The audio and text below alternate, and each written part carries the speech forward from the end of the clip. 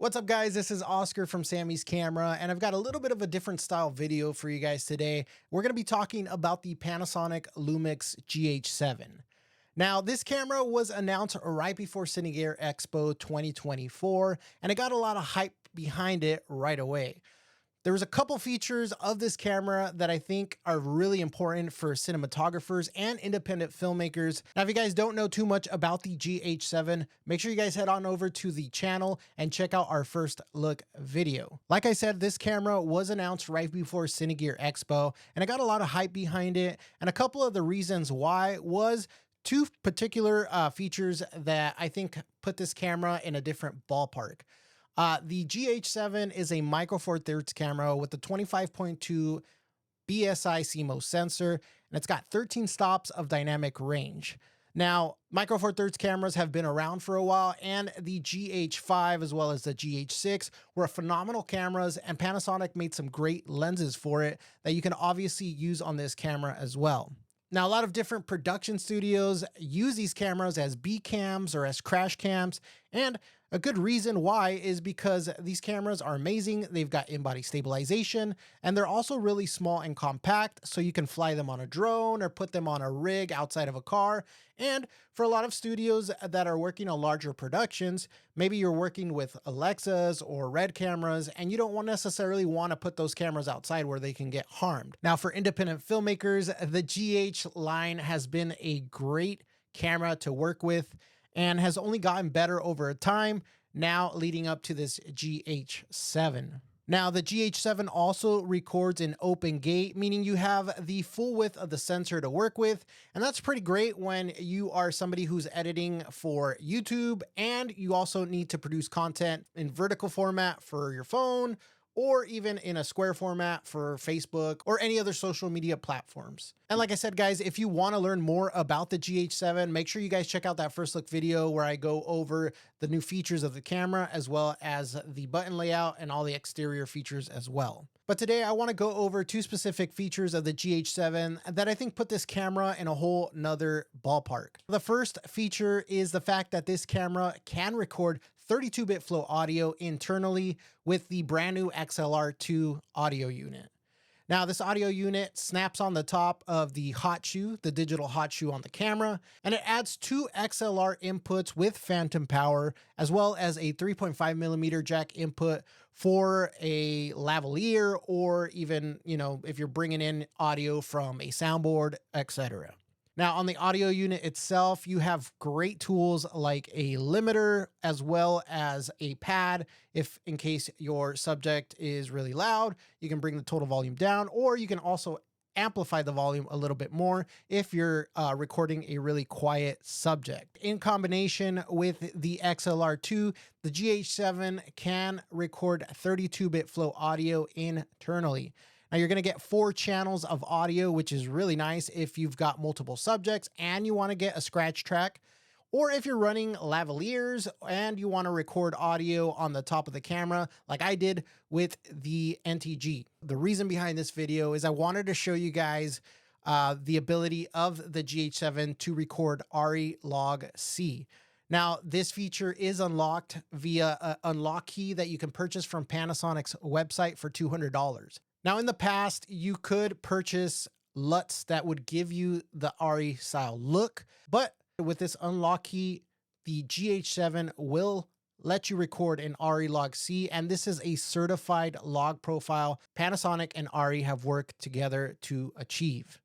Now, the benefits of recording in ARRI LogC is that you are going to unlock the log gamma developed by ARRI and used in ARRI digital cinema cameras. With the GH7, you get 13 stops of dynamic range, and you're also able to take advantage of 10-bit recording in this log profile. Now, for the rest of this video, I want to give you guys a little mini tutorial using DaVinci Resolve and showing you guys the process of how to start grading ARRI LogC footage, or pretty much any kind of log footage that you would get from the GH7. Remember that this camera also does vlog, and I'm going to be showing you guys how to get a LUT from the ARRI website and using it in DaVinci Resolve.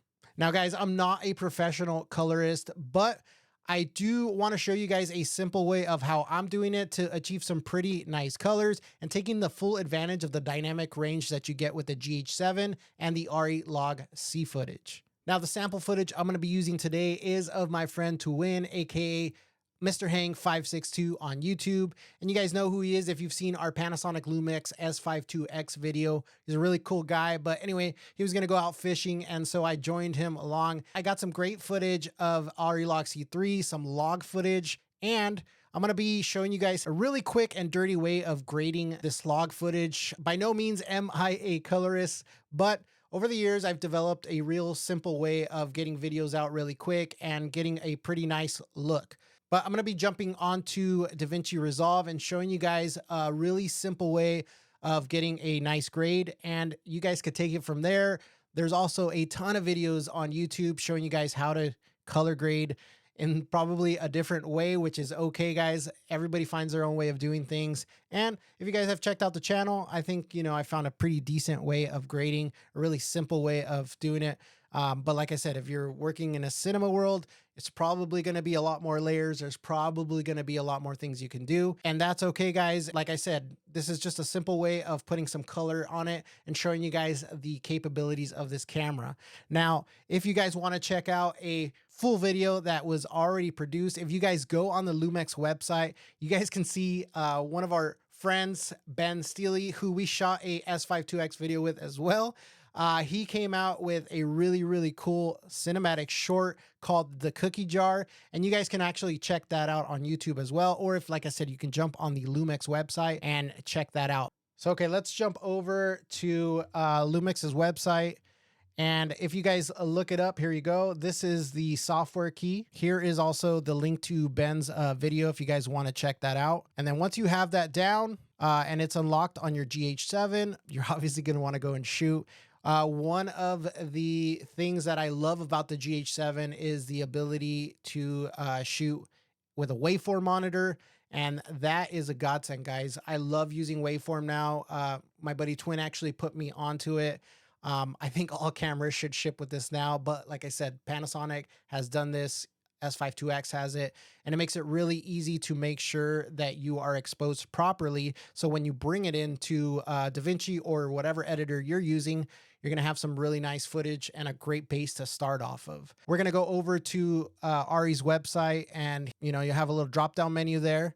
You're going to go into software and tools, and then you can scroll down here to LUT generator. Now this is going to generate a LUT for us, specifically for the type of footage that we're using. So you're going to select LogC, wide gamut. We want video format. Rec 709 is fine because that's what the GH7 is recording on. You can also do 2020. And then here we want a 3D LUT, and then I'm going to select Blackmagic DaVinci Resolve. And then you can send the download link, which will give you a link, which is great if you're working with an editor offsite or have you. You can send them the link to that, and you guys can be using the same LUT. Or you can just generate the LUT file, and then that's going to download. And in your download folder, you can download it here. And then we have this file here. All right, guys, so I've opened up DaVinci Resolve, and as you can see, I've loaded a couple of clips here that were shot in ARRI LogC 3. Now, if you went ahead and downloaded that LUT, I'm going to show you guys how to upload it here. We're going to go over to the color tab. You don't necessarily need to do this, but if you go into File, Project Settings, we're going to go to Open LUT folder, and then we're going to Control-N for new. And we're going to find our LUT, which is right here. I've already exported the LUT here, and then we're just going to go drag and drop there. That's done. We're going to do update list, save it. And now you can see that our LUT is here. Where's it at? Right here. Okay. Now, right away, you can see when I hover over it, DaVinci goes ahead and adds the LUT in. But the way that ARRI has specified a way of working with ARRI LogC footage and a more professional way of doing it would be to have a separate monitor where you can load a LUT inside of it. Now, you'd want to do this first so you have that look, but you don't change the actual footage so that you keep that dynamic range, right? Because as soon as you add a LUT to the footage, you're essentially compressing it, right? You're giving it like a constraint. Um, and you lose a little bit of that dynamic range. So the way around it would be, like I said, to have a separate monitor that allows you to upload a LUT so you can see what the LUT looks like and you can start editing the actual footage and making your adjustments from there. But like I said, today I'm going to show you a quick and dirty way of doing it. It's the way I've been working with S-Log footage from Sony. It's also a way of working with vlog footage. It's how I grade my vlog. It's just a simple, dirty way of doing it, guys. You know, if you're a small time filmmaker, if you're just learning, this is a simple way of being able to start grading footage from home. So the way that you work with color grading in DaVinci Resolve is, rather than working in layers like some other editing software, you have what's called nodes. And I can add as many nodes as I want. So right now I'm going to add 2 nodes to this footage.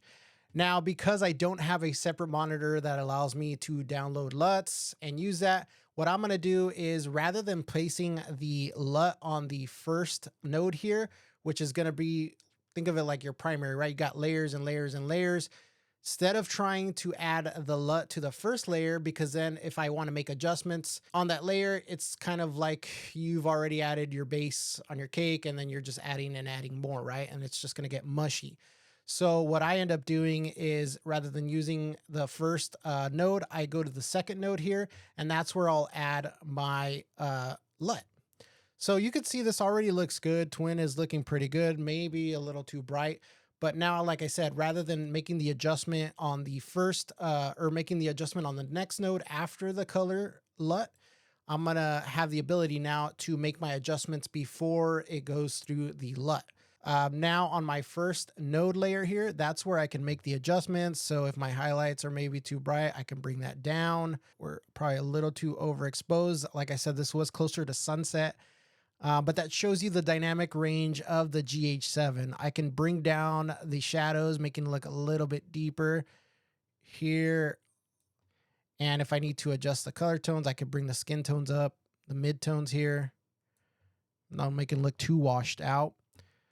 This is also where it can add a little bit of contrast, but I don't necessarily think it needs it because this already looks amazing, guys. And you guys see the power of 13 stops of dynamic range and be able to grade with ARRI LogC footage. It's so easy to make an image look so great as long as it's exposed properly. And it also gives you a little bit of wiggle room if you're not. Now, this is the ARRI log LUT that we made on ARRI's website. And like I said, it's really easy to do. And then what I end up doing usually on my third layer is I'll just add a little bit of sharpening. And you guys can see this looks pretty awesome already. ARRI also offers a set of styles that you can download as well on the website. And these are right here. And you can see there's a ton of them, guys. So many of them giving you looks saturated. There's also, you know, you can get like a sunset look. You can get, you know, early morning, a little bit bluer. You've got seasons that you can, you know, grade off of. Now, don't mind too much the footage there because, you know, it's adding to our workflow here. You can also day or night shot. Where was it? There's also like an 80s theme. There's, you know, you can go back to the 50s and give it, you know, that kind of washed out look. High key, low key, depending on what the lighting scenario that you're shooting in, you know, all these LUTs are going to be available. And you can also dial in a custom look that you can replicate over and over again. And that's the beauty of shooting in log, is that you can go back and you can edit, you know, and make something look completely different. Now, I want to share a couple other clips with you here. This clip right here first was shot in 120 frames per second in 4K. And this one here was shot in 240 frames per second in HD. Now, these were shot using Vlog. So if we go over to our color tab, we can go ahead and use the same simple workflow. The only thing we're going to use differently is the LUT. So now, instead of going to our ARRI LUT, which, if you can see, this looks great as well, I'm just going to go over to our, where's it at? Panasonic. You see our vlog here, and we're going to drag that over, put that in that second node. And then this first node is where we would make our adjustments. Now this was shot, you know, really, really late, and it was really dark, but you can see that the GH7 does phenomenally with those 13 stops of dynamic range and pretty high ISO here, but it still looks amazing, and you keep those nice colors. A little bit of contrast here. And you can tell here, like in the shadows, that you know, it's not breaking up. It looks really, really nice.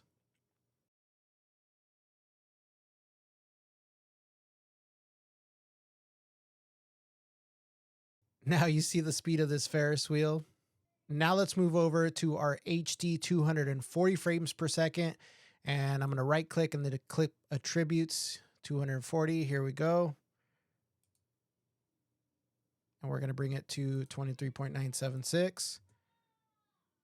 Now you guys see it's so slow that we get a lot of pulsing from the lights. And that's just because the rate at which these lights are moving at is very close to our frame rate. So not the best shot here, maybe not the best example, but if we stop it when the lights aren't moving around here, we're going to do the same thing, guys. Add our vlog LUT there. Now this was shot, I think, at 3200 ISO, guys. I mean, look at this. It looks really, really nice. Really clean still.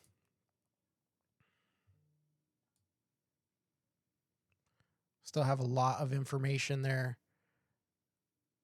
And we can push our grade as much as we want to and create something spectacular. Now, maybe not the best example, but like I said, if we jump over to our 120 frames per second footage here, you can see the Ferris wheel slowed down. So there you have it, guys. Just a quick little example of what you can do with log footage, specifically ARRI LogC and the GH7. So if you guys found this video helpful, hit that like button and consider subscribing for everything photo and video. If you guys want to learn more about the Panasonic Lumix GH7, make sure you guys head on to one of our Southern California retail locations or visit us online at samys.com. That's going to do it for us here today. Stay safe, and I'll see you in the next one.